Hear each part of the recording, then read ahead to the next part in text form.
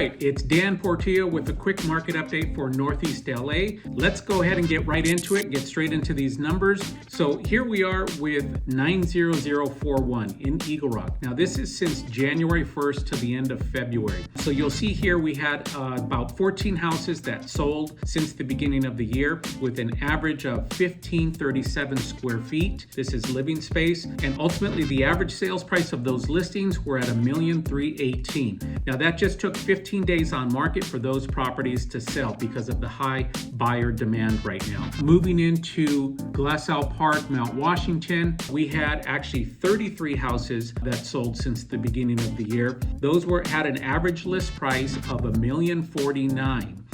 And ultimately the sold price on that average at $1,092,000. And that actually took about 31 days for those properties to sell. Moving into Highland Park numbers were very similar to Eagle Rock. So we're looking at 90042. There was actually 23 properties that sold since January 1st with an average of just under 1,500 square feet. You can see there, 1,497. The average list price on that was $1,252,000, and ultimately the sold price averaged at $1,311,000. You'll see that here. Now that also just took 19 days, so just under 30 days for those properties to sell as well. The buyer demand remains strong, even though the interest rates did have a little bit of an uptick a few weeks ago. We're still seeing very limited inventory, very limited competition, and buyers seems like the shift just after the new year, it seemed like the buyers that were ultimately waiting for interest rates to come down have since really decided to accept that the rates are going to be what they are, and you're starting to see more influx of that buyer activity of people coming off the fence that were waiting the end of last year